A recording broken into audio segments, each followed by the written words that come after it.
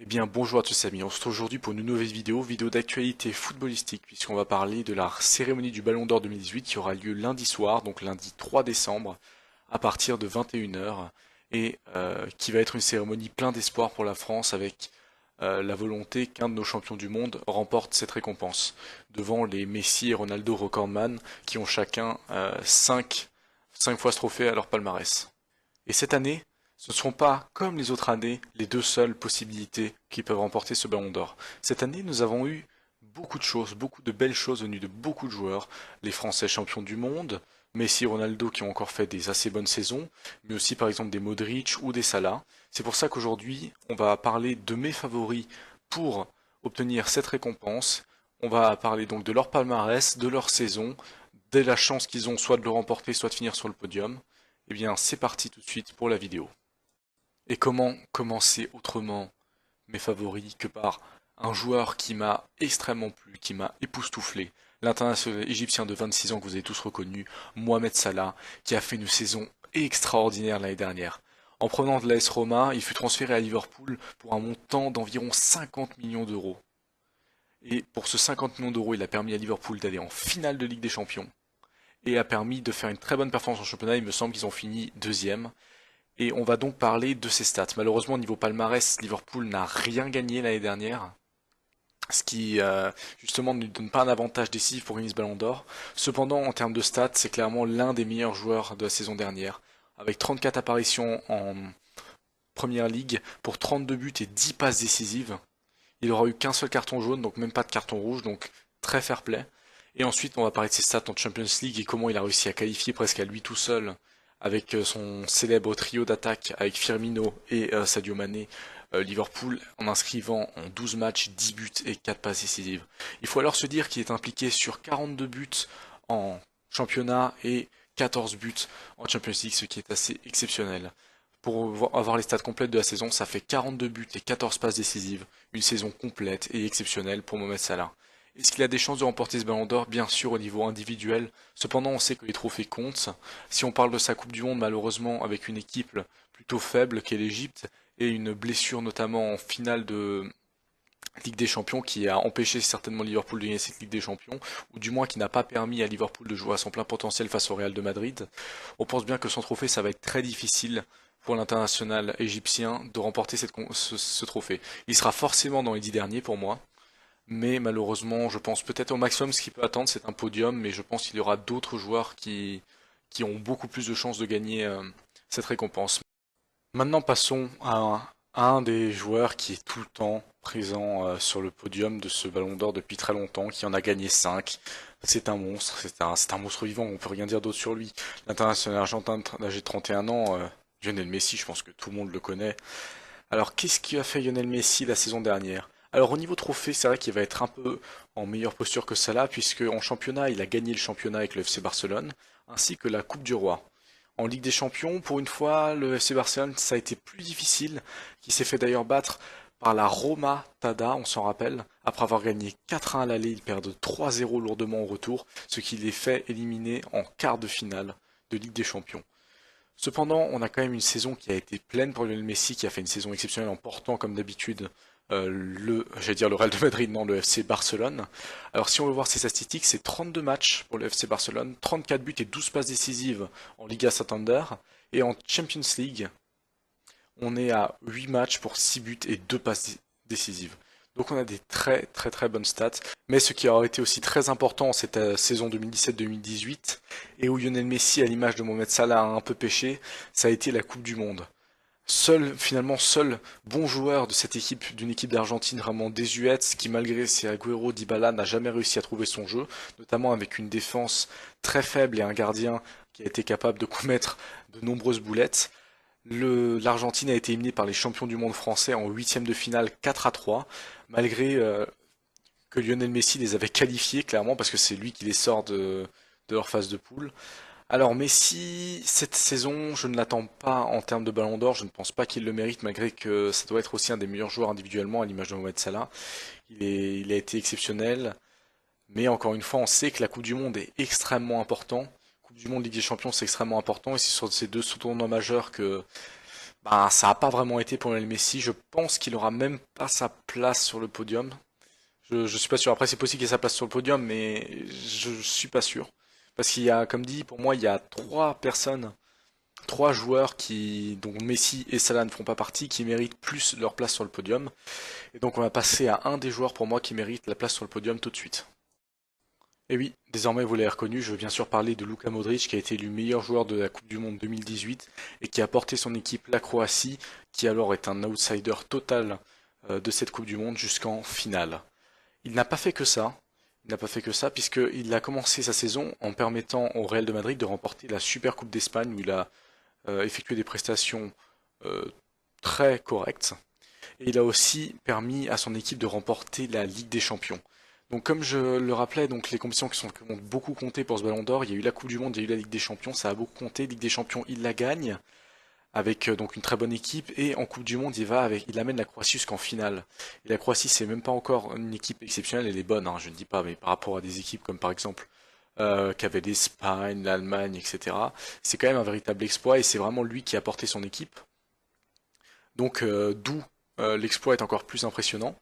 On va s'intéresser à ses statistiques pendant la saison en Liga Santander. Donc il a fait 23 apparitions, un but et 6 passes décisives. Et ensuite en Champions League où il a fait 11 apparitions en mettant un but et une passe décisive. Toujours très présent dans le jeu, des très bonnes ouvertures, des très bonnes passes. Ça reste un meneur de jeu excellent au Real de Madrid qui a réussi à imposer sa place, même si au début, une fois qu'il est arrivé au Real de Madrid, il n'était pas extrêmement aimé puisqu'il a eu du mal, il a eu à peu près une saison d'adaptation. Depuis cette saison d'adaptation, il est clairement à un niveau exceptionnel et cette année, il pourrait prétendre à la victoire finale. De nombreux d'ailleurs médias ou analystes sportifs le donnent favori. Pour moi, il finira forcément sur le podium, ce serait une injustice qu'il ne finisse pas sur le podium. Mais est-ce qu'il va le gagner? Je n'en suis pas sûr, parce qu'il y a des joueurs pour moi qui ont eu un meilleur palmarès et qui ont fait des aussi bonnes performances. Donc, je ne sais pas. Pour moi, il reste un des favoris. Il peut très bien le gagner. Moi, ce serait pas la personne à qui je décernerais le Ballon d'Or. Même si s'il l'avait, je ne trouverais pas que ce serait un scandale, hein, ce serait clairement mérité. Si je devais faire un petit pronostic personnel, je miserais sur le fait qu'il atteigne la deuxième place. Désormais, on va passer à un joueur que j'ai envie de mettre dans ce top, que je sais qu'il ne gagnera pas. Je pense qu'il finira même pas sur le podium, mais qui pour moi, on l'oublie souvent. On l'oublie souvent. C'est un de nos champions du monde. Quand on parle du Ballon d'Or, on parle pas forcément de lui, même si c'en est un qui mériterait le plus de l'avoir aussi, qui a fait une très très bonne saison. Tout de suite, passons à donc ce joueur auquel je pense. Ce joueur, c'est bien sûr Raphaël Varane. Champion du monde avec la France, il a été clairement le patron de notre défense. Il nous a permis d'atteindre donc la finale et donc de remporter la Coupe du Monde. Coupe du Monde qui vient s'ajouter à son palmarès donc d'une Ligue des Champions comme Luka Modric. Ligue des Champions, où il aura été tout le temps présent, qui aurait été aussi un patron de la défense aux côtés de Sergio Ramos. Même si souvent Sergio Ramos a tendance à un peu éteindre Raphaël Varane, c'est un peu cette traditionnelle histoire du Tintin et du Milou. Le Tintin, c'est Sergio Ramos et le Milou, c'est Raphaël Varane. Cependant, il a prouvé pendant la Coupe du Monde qu'il pouvait être aussi le patron et qu'il allait bientôt remplacer certainement Sergio Ramos qui, on se rend compte cette saison, n'est pas au niveau qu'on attend de lui. Raphaël Varane, donc, qui mériterait pour moi ce Ballon d'Or, tout simplement parce que niveau palmarès, c'est un palmarès qui est meilleur que celui de Luka Modric. Pour moi, il a autant contribué au succès du Real de Madrid, peut-être pas au même niveau, mais il a eu un impact presque aussi significatif que celui de Luka Modric. Est-ce qu'il aura le Ballon d'Or? Non, comme je vous ai dit, je pense pas. Pour moi, c'est pas quelqu'un qui va avoir le Ballon d'Or. Ça me ferait vraiment plaisir pour lui qu'il finisse sur le podium, hein, parce que ce serait vraiment le récompensé. On oublie souvent les défenseurs quand on octroie cette récompense, parce que souvent on parle de stade de but, stade de passe décisive, etc. Parce qu'on a vu une année où Cristiano Ronaldo a gagné devant Franck Ribéry, alors que Cristiano Ronaldo n'avait gagné aucun trophée. Franck Ribéry avait été le meilleur joueur de la meilleure équipe et ne l'avait pas remporté. Donc voilà, souvent, Franck Ribéry, je prends cet exemple, c'est pas un défenseur bien sûr, hein, je prends juste l'exemple de Franck Ribéry au niveau trophée, hein. Parce que c'est clairement un des Français qui a eu les meilleurs trophées, c'est le Français qui a eu le meilleur palmarès, et le joueur au monde, je pense, qui a eu le meilleur palmarès sur cette saison 2017-2018. Mais je pense pas que ça va suffire parce que clairement c'était un de nos meilleurs joueurs. Est-ce que ça a été le meilleur joueur pendant la Coupe du Monde? Au niveau défensif, oui. Après on a eu un N'Golo Kanté qui nous a quand même beaucoup porté et Antoine Griezmann qui malgré qu'il semblait absent dans le jeu a fait de très bonnes performances. Mais pour moi il mériterait une place. C'est une place que les défenseurs revendiquent un peu dans ce Ballon d'Or depuis longtemps et qui n'obtiennent pas. C'est la même chose pour défenseurs et gardiens. On avait eu une année Manuel Neuer quand l'Allemagne a gagné la Coupe du Monde qui a fait un championnat exceptionnel, plus une Coupe du Monde exceptionnelle, et qui finalement n'avait même pas été dans les trois derniers, il me semble. Ou du moins ne l'avait même pas remporté la compétition, parce que clairement ça aurait mérité de remporter la compétition. C'est vrai que Messi et Ronaldo ont un peu, se sont un peu accaparés la récompense, mais comme j'ai dit, cette année, je pense que ça a changé, donc je trouve important de faire cette vidéo. Donc maintenant que j'ai parlé un peu du cas Raphaël Varane et du cas des défenseurs en général pour cette récompense, donc du Ballon d'Or, on va parler du deuxième champion du monde, parce que je me suis dit que c'était utile de le parler tout de suite, et qui pour moi est peut-être le plus proche de gagner ce Ballon d'Or, et qui, j'espère, pourra le remporter, même si je ne pense pas.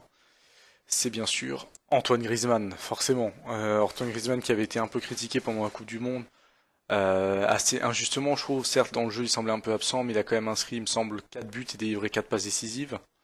Donc c'est assez impressionnant pour une Coupe du Monde. Sur coup de pied arrêté, il a été exceptionnel, hein, clairement. Il nous a permis il a provoqué un penalty, il a inscrit les penalties. Il a mis un coup franc en finale de Coupe du Monde que Mandzukic dévie dans son but. Donc il a été vraiment présent dans les moments importants pour l'équipe de France. Il a inscrit aussi un but, le deuxième but face à l'Uruguay. Il a tiré le corner qu'Umtiti a mis, le coup franc que Varane a inscrit. Donc vraiment une Coupe du Monde assez exceptionnelle pour lui. Et au niveau de l'Atlético Madrid, il a aussi gagné donc l'Europa League face à malheureusement mon club de cœur, l'OM. Hein. On n'y peut rien. Ou clairement en finale, il a totalement explosé l'OM et qui finalement l'Atlético Madrid a eu une finale facile grâce à lui. Hein. Et donc grâce à lui, grâce aussi au fait qu'il y a eu quelques petites erreurs marseillaises. Donc pour parler du cas Antoine Griezmann, c'est vrai que ça a été très médiatisé ces derniers temps. Il dit qu'il veut gagner le Ballon d'Or. C'est assez critiqué par certaines personnes, assez apprécié par d'autres. Certains pensent il a pris un peu le melon, qu'il se vante un peu beaucoup. Il pense mériter le Ballon d'Or et pour moi il le mérite. Pour moi il mérite le Ballon d'Or et ce serait le joueur que j'ai le plus envie de voir gagner ce Ballon d'Or et je pense qu'il doit gagner ce Ballon d'Or mais malheureusement j'ai un peu peur. Donc si je devais donner un favori ce serait lui, c'est vraiment un choix de cœur. Mais voilà, j'ai un peu peur que ce soit pas lui qui gagne et que. Après, je pense que si c'est pas lui, j'espère que ce sera Luka Modric. J'espère que le vainqueur ce sera soit Antoine Griezmann, soit Luka Modric. Donc, on va parler un peu en termes de stats parce que je vous ai pas donné encore ces stats qui ont été plutôt bonnes l'année dernière. Hein. Donc, saison 2017-2018 avec l'Atlético en Liga Santander, il a fait 30 matchs pour 19 buts et 9 passes décisives. Et en Ligue des Champions, 7 matchs pour 6 buts et 2 passes décisives, donc très très correct. Et voilà, avec l'équipe de France pendant les phases de qualification, il a inscrit 4 buts et délivré 2 passes décisives. Voilà, donc c'est parfait. Je veux dire, ça a été une très très bonne saison pour lui. Il est souvent et toujours présent dans les moments difficiles. Il a permis par exemple à la France de gagner face à l'Allemagne. On était mené 1-0 en Ligue des Nations. Il a mis un petit doublé. Pour moi, c'est un joueur qui mériterait et j'aimerais qu'il gagne ce Ballon d'Or. J'aimerais tellement qu'il s'il gagne pas le Ballon d'Or, si c'est Luka Modric qui le gagne, j'aimerais qu'il soit au moins deuxième. Et voilà. Donc moi, je miserais sur lui. Enfin, je miserais sur lui. J'espère que ce sera lui. Et je pense qu'il fera partie du podium. Pour moi, je vais vous parler du troisième. Pour moi, le classement, ce sera soit Griezmann, soit Modric premier ou deuxième. Et le troisième, ce devrait être celui qui a remporté les 3 dernières éditions du Ballon d'Or, Cristiano Ronaldo. Alors, on a eu un début de saison qui était plutôt difficile avec le Real de Madrid en cette saison 2017-2018, malgré la victoire en comment ça s'appelle, la Super Coupe d'Espagne. Mais finalement, la deuxième partie de saison, à partir du mois de janvier, a été exceptionnelle.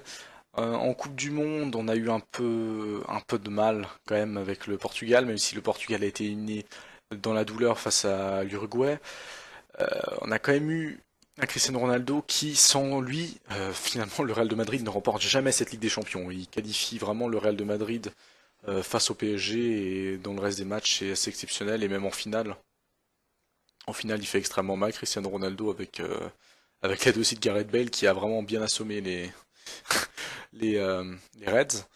Alors, au niveau en termes de statistiques, parce que c'est important, 27 matchs en Liga Santander pour 26 buts et 5 passes décisives, et en Champions League, 13 matchs pour 15 buts et 3 passes décisives. Donc comme je dis, 15 buts en 13 matchs en Ligue des Champions, c'est exceptionnel. Est-ce qu'il mérite de gagner le Ballon d'Or? Non, Stanley ne le mérite pas, mais il mérite d'être sur ce podium, même en troisième position, il le mérite. Parce que tout simplement, là, il a rejoint la Juventus Turin, il fait pas une mauvaise. C'est un peu plus dur pour lui avec la Juventus Turin, même s'il est toujours assez bon, il inscrit des buts dans des moments importants. Mais il a été tellement décisif pour le Real de Madrid, c'est tellement lui qui a permis même au Portugal de se qualifier quand il marque son coup franc exceptionnel face à l'Espagne pour marquer le 3-3 en Coupe du Monde. C'est très beau en termes de palmarès, il a gagné Ligue des Champions. Donc effectivement, il n'a pas la Coupe du Monde en plus ou un deuxième palmarès. De toute façon, au niveau palmarès, c'est Griezmann, Varane, enfin Varane en premier, ensuite il y a Griezmann, Messi, et c'est tout parmi les joueurs que j'ai sélectionnés qui méritent donc au niveau palmarès, qui ont les meilleurs, et Modric bien sûr. Et donc si je devais donner un classement final, pour moi, ce que ça devrait être, je pense qu'en premier je mettrais donc Lucas, excusez-moi, lapsus révélateur. Non, je mettrais Antoine Griezmann, en deuxième Luka Modric, en troisième Cristiano Ronaldo, en quatrième je mettrais Lionel Messi, en cinquième Mohamed Salah et en sixième Raphaël Varane. Je pense que le classement des six premiers, j'espère que ce sera celui-là. Je- Voilà. Alors vous allez me demander pourquoi j'ai pas mis Neymar tout simplement dans ces classements. Peut-être, hein, je ne sais pas, hein, c'est pas en tant que supporter Marseille que j'ai pas mis Neymar ou Mbappé du moins. Mbappé a fait Le problème c'est que Neymar et Mbappé ont fait des saisons avec le PSG, donc en championnat de France qui était très bonne. Donc ils ont gagné tous les trophées donc en France. Mais Mbappé était décisif en Coupe du Monde, donc j'aurais plus limite mis Mbappé, même si je pense que Mbappé pour moi est trop jeune pour encore gagner le Ballon d'Or, il est pas encore à son top niveau, et je pense que des joueurs comme Mohamed Salah ont été encore plus forts que lui la saison dernière. Après certes en Coupe du Monde, clairement il nous permet de nous qualifier en huitième de finale de manière exceptionnelle, parce que s'il n'était pas là, ça aurait été quand même beaucoup plus dur. Il a été exceptionnel même pendant le reste de la Coupe du Monde face au Pérou, c'est lui qui a inscrit le but. Mais je pense pas qu'il soit encore dans les 10 premiers, oui, je pense, on peut le mettre dans les 10 premiers. Neymar avec le Brésil a été très bon en Coupe du Monde, mais avec le PSG c'était plus difficile en Ligue des Champions. En plus en Coupe du Monde ils sont éliminés en quart de finale par la Belgique. Et Neymar a un très bon niveau, mais pour le moment c'est tant que le PSG fera pas des très grosses performances en Europe, fera que des bonnes performances en France, que chez lui en fait, hein, un peu chez lui le PSG, ça ira pas. Donc voilà, donc je suis partagé. Le fait de ne pas avoir mis Mbappé et Neymar, pour moi, c'est peut-être septième, huitième Mbappé et Neymar, pourquoi pas, hein, mais je pense qu'ils méritaient pas leur place dans les six premiers du moins que j'ai mis dans mes favoris. Donc j'espère que cette petite vidéo vous a plu. Je vous ai donné un peu mon avis sur le Ballon d'Or. Je vous dis ce que j'en pensais. Je suis pas non plus un professionnel, un expert qui peut prédire les résultats du Ballon d'Or. Ce ne sera pas du tout ça. Mais bon, ça me semblait important et j'ai vu que la vidéo sur les pronostics de Ligue des Champions vous avait pas mal intéressé. Donc je me suis dit pourquoi pas faire un peu plus de vidéos sur l'actualité footballistique, si ça vous plaît, j'espère que ça vous plaît.